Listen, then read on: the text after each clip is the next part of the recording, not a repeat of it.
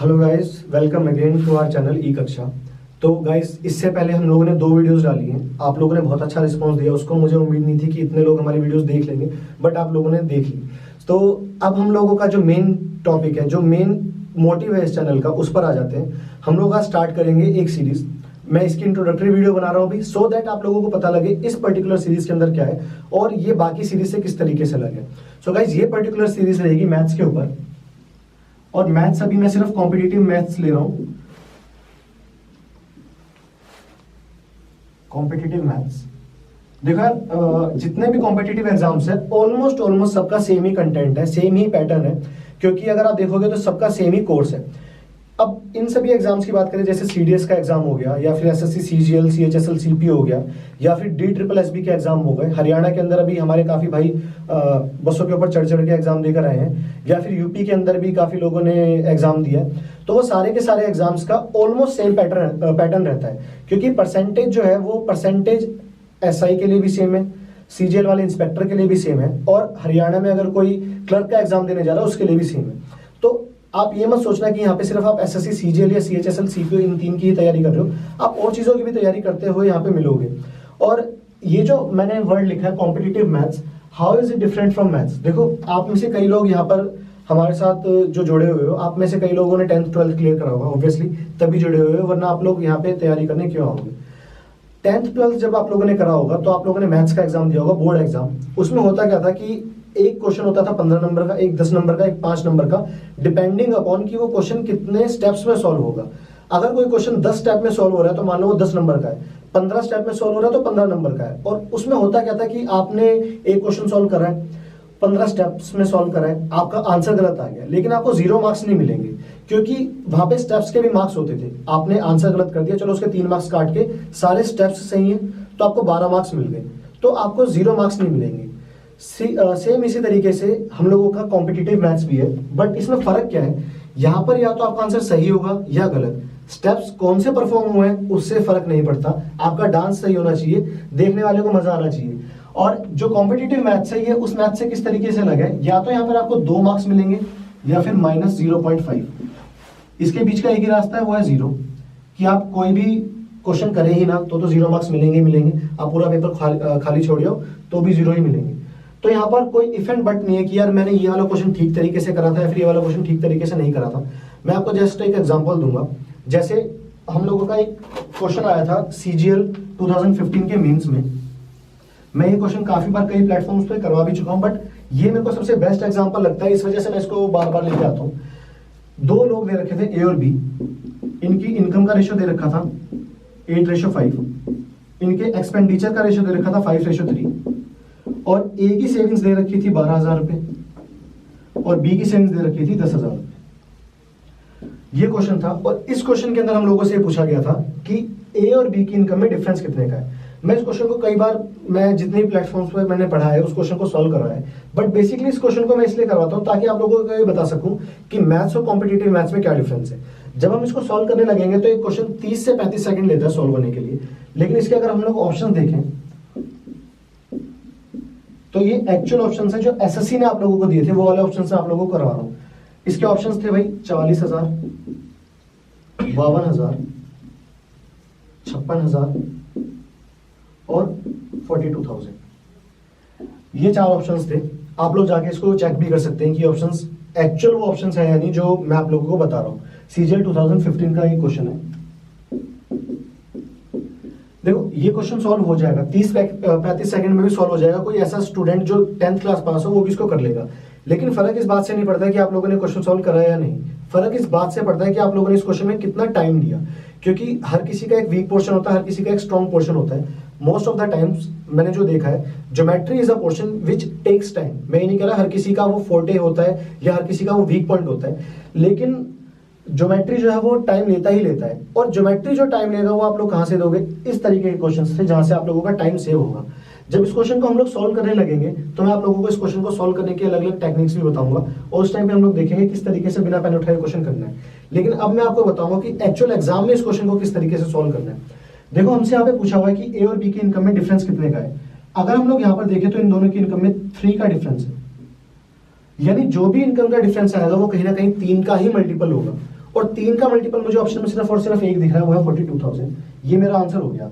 आप कैसे भी इसको सॉल्व कर लो यार, आंसर यही रहेगा। यहाँ पर आपसे ये कोई नहीं पूछेगा कि आपने क्वेश्चन किस तरीके से सॉल्व करा, ये कोई नहीं पूछेगा आपने कितने स्टेप्स में सॉल्व करा, ये कोई नहीं पूछेगा आपने कौन सा मेथड यूज करा। सिर्फ क्या पूछा जाएगा, आपका आंसर सही है या नहीं। और आंसर सही है तो भाई 2 नंबर, वरना पूरा क्वेश्चन सॉल्व कर लो, 1 प्लस की जगह माइनस हो गया तो माइनस 0.5 हो जाएंगे। It will not matter. और मैं आपको ये बताता हूँ, मैं आपको ये चीज क्यों बोल रहा हूँ, क्योंकि ये चीज मेरे साथ हो चुकी है। मैं सीजन 2015 का जब एग्जाम दे रहा था तो 16 अगस्त के इवनिंग शिफ्ट का एग्जाम था, तो यार काफी हार्ड लेवल था वो, क्योंकि उसके अंदर 4 क्वेश्चन गलत थे मैथ्स के। और जब 4 क्वेश्चन गलत आ जाए मैथ्स में और आप उसके ऊपर अपना दिमाग खपा चुके हो तो आपसे गलतियां होना लाजमी है। मैं एक क्वेश्चन सॉल्व कर रहा था जो ज्योमेट्री का क्वेश्चन था, जिसके अंदर सर्कल का डायमीटर पूछा हुआ था। मैंने काफी अच्छे से क्वेश्चन सॉल्व करा, काफी अच्छा क्वेश्चन था। उसको सॉल्व करने के बाद जब मैंने उस क्वेश्चन में जो फाइंड करा, क्योंकि मोस्ट ऑफ द फॉर्मूला जो हमारे होते हैं वो रेडियस पे रहते हैं, जैसे सर्कमफेरेंस 2πr, एरिया πr², तो मैंने रेडियस निकाल ली। और जल्दबाजी में मैं ये चीज पढ़ना ही भूल गया कि यार वहां पे डायमीटर पूछ रखा है, सिर्फ 2 से मल्टीप्लाई करना था, लेकिन ऑप्शन रेडियस वाला भी दे रखा था और मैंने रेडियस वाला ऑप्शन टिक कर दिया। क्या मुझसे कोई ये पूछने आएगा कि यार आपने किस तरीके से सॉल्व करा? नहीं। क्या मैं जाके कह सकता हूँ मुझे 1.5 मार्क्स दे दो क्योंकि मेरे स्टेप्स ठीक थे? नहीं, मार्क्स मिलेंगे -0.5 क्योंकि मेरा आंसर गलत था। तो इस बात से फर्क नहीं पड़ता कि आपने क्वेश्चन किस तरीके से सॉल्व करा है, फर्क इस बात से पड़ता है आपका आंसर सही है या नहीं, अगर वो तुक्का भी है। और तुक्के भी मैं आप लोगों को मारने सिखाऊंगा जब हम लोग कोई पर्टिकुलर सीरीज कंप्लीट करेंगे। जैसे जैसे परसेंटेज की सीरीज आएगी, परसेंटेज के क्वेश्चन में किस तरीके से तुक्का मारना है ये भी मैं आपको बताऊंगा, ज्योमेट्री में किस तरीके से तुक्का मारना है ये भी बताऊंगा। लेकिन तुक्के का मतलब यहाँ पर क्या है, ये नहीं कि आंख बंद करके चारों में से कोई सा भी एक ऑप्शन टिक कर दिया। तुक्के का मतलब है टाइम आपके पास 10 सेकंड बचा है, 99 क्वेश्चन आप कर चुके हो, या तो आपके 198 मार्क्स आएंगे या 197.5, या अगर आप लास्ट क्वेश्चन अटेम्प्ट कर लो तो 200 मार्क्स। तो उन 10 सेकंड के अंदर आपको वो क्वेश्चन किस तरीके से तुक्का मार के अटेम्प्ट करना है, वो सारी चीजें मैं आप लोगों को बताऊंगा। तो ये हम लोगों का मेन मोटिव रहेगा इस पर्टिकुलर सीरीज के अंदर। अब बाकी सारे चैनल्स भी क्या करते हैं कि आप लोगों को पूरे कोर्स के टाइटल्स लिखवा देते हैं कि हम लोग क्या क्या इसके अंदर पढ़ेंगे, क्या क्या टॉपिक्स इसके अंदर रहेंगे। और अगर मैंने भी वही चीज करी तो शायद मैं आप लोगों के साथ ही दगा कर रहा हूँ, क्योंकि अगर आप लोग इस एग्जाम के लिए प्रिपेयर कर रहे हो और आप लोगों को ही इस एग्जाम के बारे में नहीं पता कि कौन कौन से टॉपिक आने, कौन कौन से टॉपिक नहीं आने, तो फिर इस एग्जाम के लिए प्रिपेयर करके कोई फायदा भी नहीं है। देखो हम लोग शेयर कर लेते हैं कि हमें बुक्स कौन कौन सी लेनी है, मैं आप लोगों के साथ बुक लिस्ट शेयर कर लेता हूँ जिससे आप लोगों को प्रैक्टिस करनी है, दैट विल बी इनफ। सबसे पहली बुक जो हम लोगों को रेफर करनी है दैट इज किरण's पब्लिकेशन। किरण's की प्रीवियस ईयर क्वेश्चन जो आते हैं वो वाली बुक आपको लेनी है। अब मुझे नहीं पता, मेरे टाइम पर ये बुक शायद 5800 थी, अब तो ये शायद 9300 प्लस जा चुकी है, 9200 plus, which ever it is. इतनी मोटी सी बुक है, उसको लेना, खरीदना, लेकिन उससे डरना मत उस बुक से, वो देखने में बहुत मोटी बुक लगती है, बट मैं आपको उसको सोल्व करने का तरीका ही बताऊंगा। The second one is Lucent's higher mathematics and the third one is Nishit K Sinha.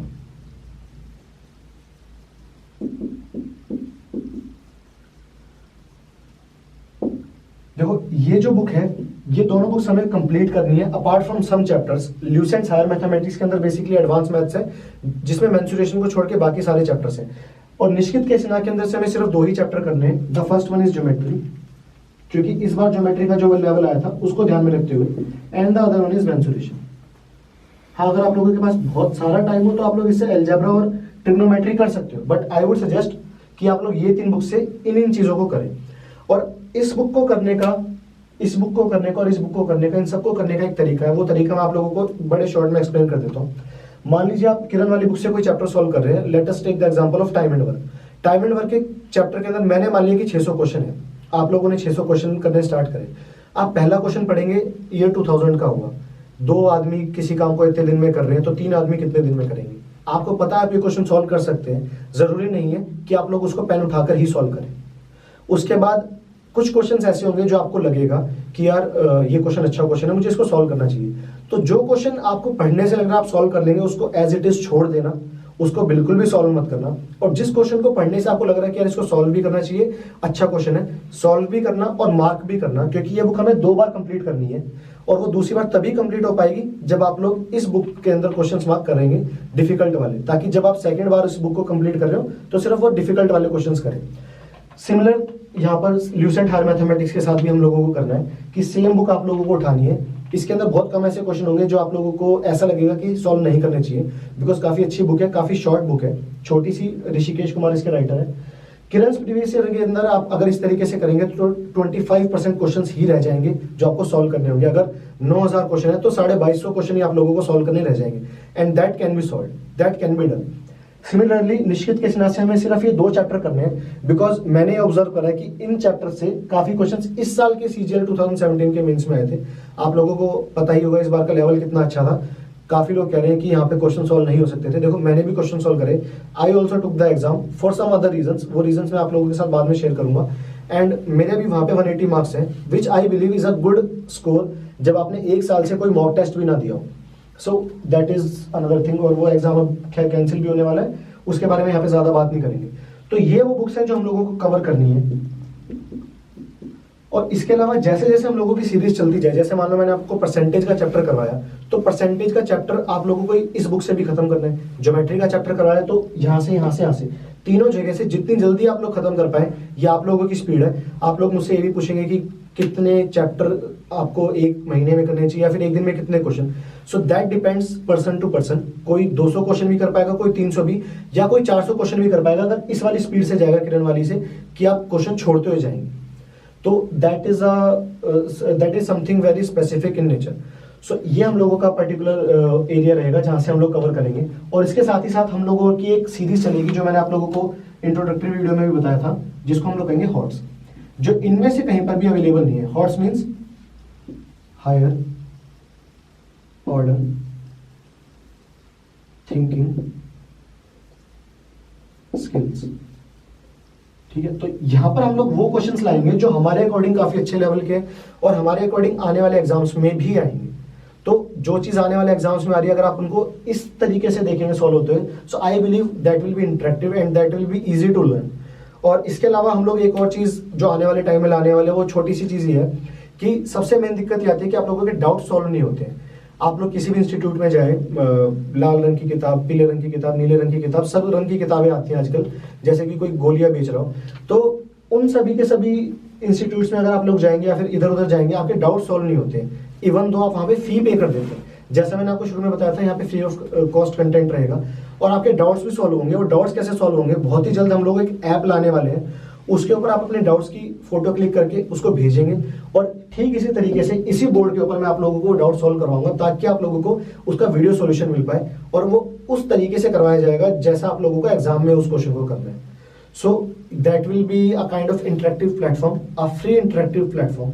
और उसके लिए आप लोगों को करना क्या है, जैसे मैंने आपको वीडियो के शुरू में बताया, इसको शेयर कर दो और इस चैनल को जितना ज्यादा बढ़ाओगे उतना ज्यादा अच्छा रहेगा।